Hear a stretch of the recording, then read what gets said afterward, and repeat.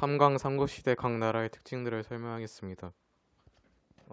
삼국시대 그러니까 세 나라가 있는데 고구려, 백제, 신라가 있어요. 근데 귀족회의는 고구려는 제가회의가 있고요. 백제는 정사함, 신라는 화백회의가 있어요. 그리고 이 각 나라들이 중앙집권 체제 그 시기를 만드는 시기가 고구려는 2세기 태조왕 때고 백제는 3세기 고이왕, 신라는 4세기 내무랑 때 중앙집권 체제를 마련해서 그 고대 국가의 기틀을 마련했어요. 그래서 일단 고구려의 대표적인 왕들을 설명하면 태조왕, 고국천왕, 소수리왕, 광개토대왕, 장수왕 이 대표적인 다섯 명의 왕들을 설명할 수 있어요. 태조왕부터 설명하면 태조왕은 그때 고구려가 주로 위쪽에 있었잖아요. 고구려 이쪽에 있어요. 근데 여기 요하강이라는 강이 있어요. 그래서 이 요하강의 서쪽이 요서고 요하강의 동쪽이 요동이에요. 그래서 이 요동 지방을 진출했어요. 그리고 원래 여기 옥저가 있었잖아요. 옥저동에. 근데 이 옥저를 완전히 복속시키고 그리고 고구려가 원래 어부 체제였는데 5개의 부족이 있었어요. 근데 태조왕이 원래 계류부였어요. 그리고 주몽이 원래 씨가 없었는데 고구려에 세우면서 자기의 성을 고씨라고 했어요. 그래서 계류부 고씨의 왕이 도점을 마련했어요. 태조왕이.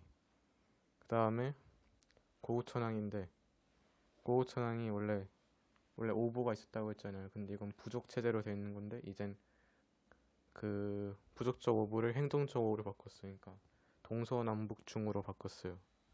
그리고 원래 이 왕이 계승이 형제끼리만 됐는데 이제 부자 상속의 왕위 계승으로 바꿔가지고 왕권을 크게 강화시켰어요. 그리고 이때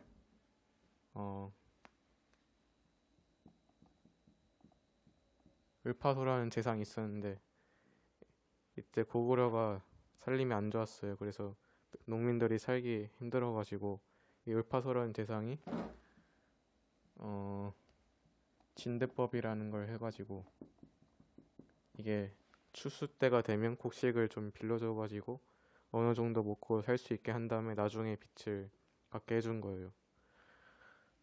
그리고 소수리망 때부터 고구려가 정말로 전성기가 나오게 돼요. 태학 설립, 불교 수용, 율령 반포했는데 태학 설립이 뭐냐면 지금처럼 그러니까 지금의 최고 고등 교육기관 그러니까 서울대 같은 거예요. 이걸 설립하면서 교육이란 걸 뭔지 확실히 알게 해줬고 그리고 불교를 수용하게 됐는데 불교가 수용하면서 이게 무슨 좋은 점이 있냐면 그 국민들의 마음을 하나로 이게 종교로 통일할 수 있고 그리고 불교의 그 부처가 신이잖아요. 근데 그걸 왕하고 권위를 동일시해가지고 지배자의 권위를 좀 높여주는 그런 효과도 있었어요. 그리고 율령을 반포했는데 율령이 이게 법에 관한 건데 법에 관한 체계와 그런 것들을 반포하면서 그 법치주의 그러니까 법에 대한 통치를 할 수 있게 됐어요. 그리고 광개토대왕 장수왕 때가 대박이었죠.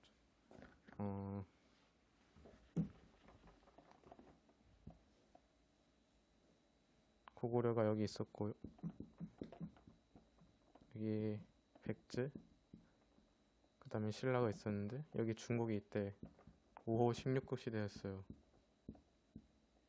그러니까 여기 위쪽은 오랑캐들이 살아있었고 여기는 남쪽에 한인이 살아있었어요. 한인이 살고 있었어요. 근데 여기 후연하고 거란이나 엄청나게 부족이 많았어요.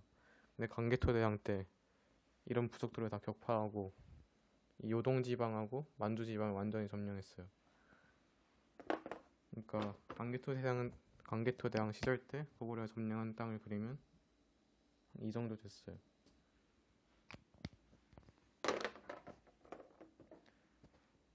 그리고 이때 백제랑도 사이가 안 좋아서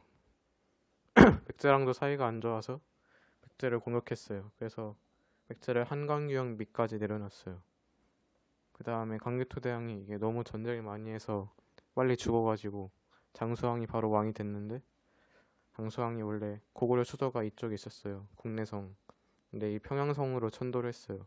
남하 정책을 시도한 거죠.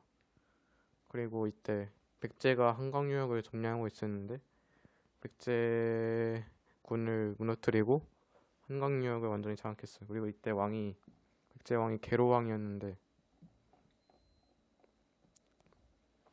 계로왕이 바둑을 엄청나게 좋아했어요. 그래서 이 고구려 장수왕이 스님 중에 바둑 잘 두는 애가 있어서 걔를 보내가지고 바둑에 미치게 한 다음에 완전히 나라 일에는 신경 쓰지 않게 해가지고, 그 다음에 이때 스님이 이제 쳐들어와도 된다 이래가지고 쳐들어와서 계로왕 죽이고, 백제도 거의 멸망 직전까지 갔는데, 그래도 장수왕이 좀 마음이 넓어서 그냥 살려줬어요, 나머지 사람들은. 그래서 이게 진출했다는 증거로 중원 고구려비를 세웠어요.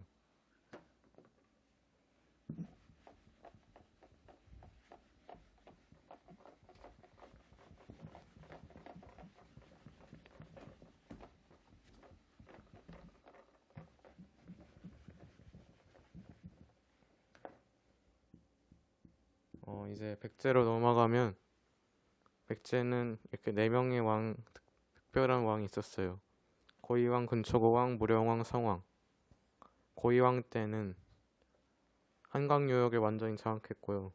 그리고 육자평의 관제를 만들었는데, 원래 백제 관리 체제에 아무 그런 게 없었어요. 근데 이걸 마련하면서 좀 더 효율적으로 조정의 제도를 잘 관리할 수 있게 됐고, 그리고 관리의 복색을 제정했는데, 이게 왜 중요하냐면 관리의 등급이 없으니까 누가 더 높은 관리이고 낮은 관리인지 모르니까 복색을 제정하면서 이게 확실히 등급이 구분이 됐어요.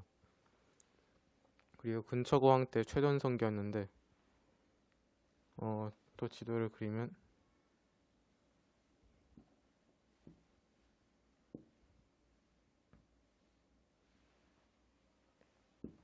여기가 고구려고, 백제, 신라, 중국, 일본이 있었는데, 원래 여기 사만이 있었잖아요. 마한, 진안, 변한. 근데 백제가 마한을 완전히 통합하고 세력을 넓혀갔어요. 그러다가 위로 올라가는데 고구려가 있잖아요. 그래서 고구려랑 충돌이 있었는데, 이때 고구려의 왕이 고구원왕이었어요.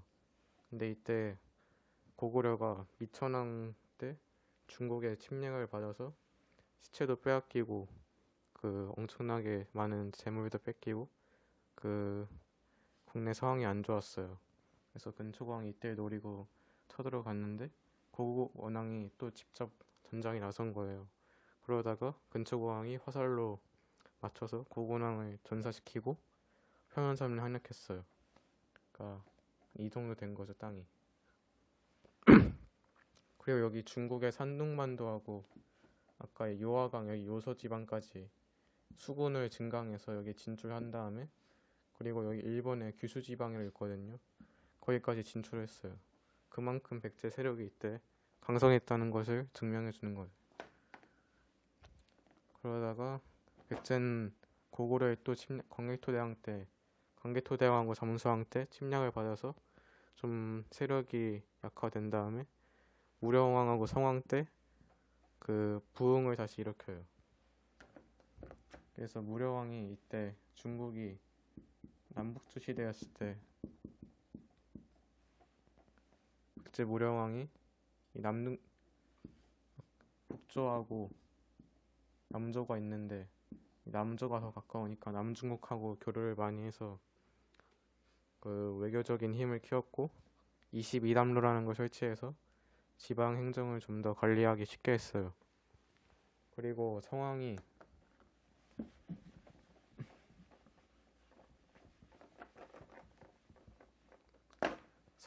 사비를, 그러니까 지금의 부여로 수도를 옮긴 다음에 국호를 남부여로 고치고 22부에 행정 개편을 하고, 불교를 장려했어요.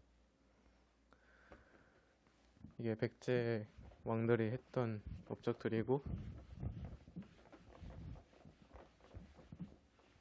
마지막 신라로 넘어가면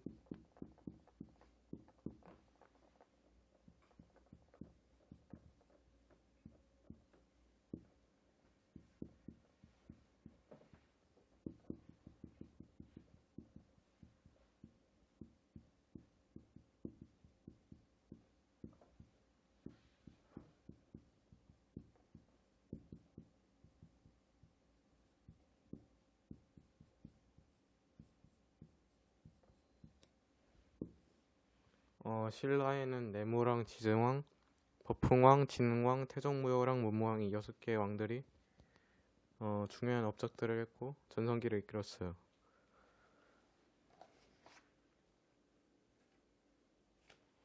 내무왕이 한 건 진안 지역을 완전히 점령하고 마리칸이라는 왕 그 칭호를 사용했어요.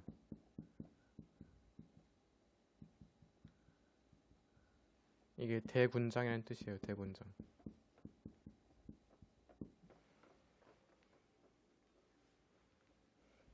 그리고 김씨에 의한 왕위 세습권을 확립했어요. 신라는 원래 박혁거사를 세웠는데 그 다음에 박씨, 석씨, 김씨 이 세 씨가 왕을 번갈아 가면서 했거든요. 근데 내무랑이 김씨여서 김씨에 대한 왕위 세습권을 확립했어요. 그 다음에 지증왕으로 넘어가면 지증왕은 왕호를 왕이라는 칭호를 최초로 사용했고 그 이사부 장군을 시켜서 지금의 울릉도인 우상국을 점령했고요. 그리고 우경을 보급했고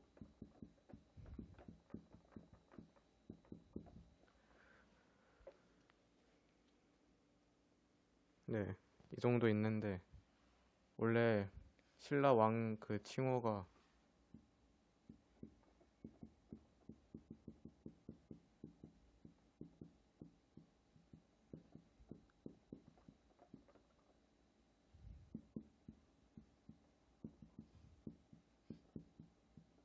협것에는 그냥 부족장 이렇게 의미가 되고 차차웅 그러니까 그 무당 같은 거예요. 무당에서 제일 높은 거. 이사금은 지혜가 많다는 거고 마리카는 아까 대군장이고 왕은 그냥 왕이고 이게 남의 차체온 그 2대 왕대고 이건 요리 이사금 3대 왕대고 이건 내무왕 때고 이게 지증왕 때. 그 다음에 법흥왕으로 넘어가면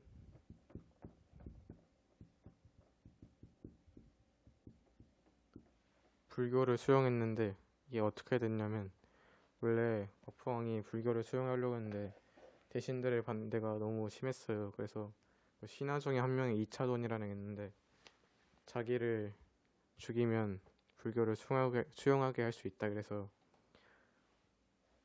이차돈이 엄청나게 그 많은 개혁들을 추진하고 결국 대신들이 이차돈을 죽이라고 해서 죽였는데 죽이면서 그 목에서 하얀 피가 엄청나게 나오고 그 다음에 하늘이 어두워지고 천지에 갈라지고 뭐 이런 얘기 있는데 이건 별로 신경 쓸 게 없고요.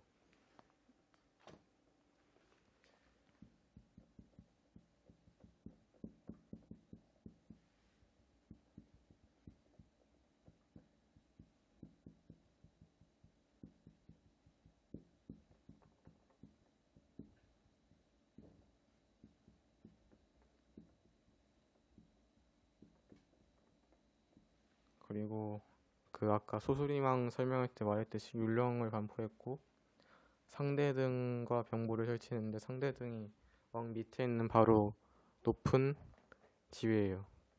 그리고 병보는 그 군사들을 관리하는 기구를 설치한 거고 금강가야로 정복했는데 가야가 6개의 소국이 있었는데 거기서 금강가야가 이때 후기의 연맹에서 가장 강한 나라였어요. 근데 이 금강가야를 정복함으로써 그만큼 세력이 강해졌다는 걸 증명했고 진흥왕 때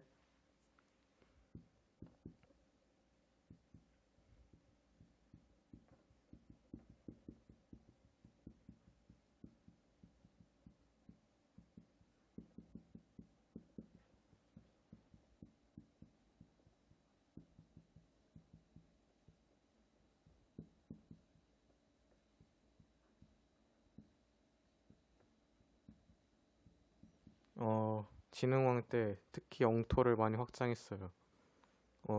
지도를 그리면 고구려가 여기 있고 백제, 신라가 원래 이 정도밖에 없었어요. 근데 신라가 진흥왕 때가 되면서 군사력을 크게 늘려가지고 이 정도까지 점령했어요. 한경도 지방으로 많이 진출했어요. 한강 유역도 점령하고 그리고 그걸 증명하기 위해서 4개의 진흥왕 순수비하고 단양 도성비 비석도를 세웠고요. 그리고 대가야도 금강가야 다음으로 가야에서 가장 강한 연맹이었는데 대가야도 점령하고 허랑이라는 조직을 있었는데 그걸 확실히 개편해가지고 허랑이라는 조직을 강하게 만들었어요.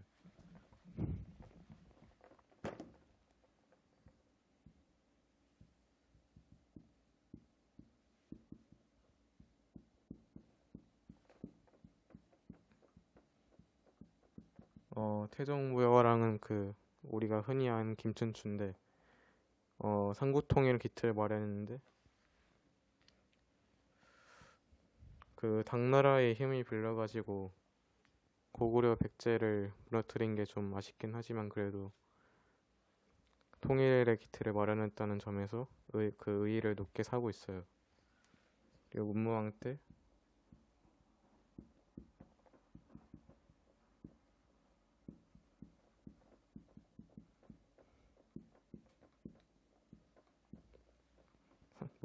때 삼국 통일을 드디어 달성해요.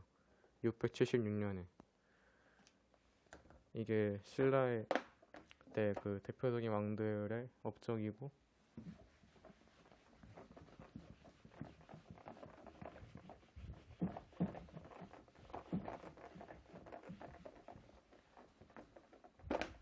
이만 3강을 마치겠습니다.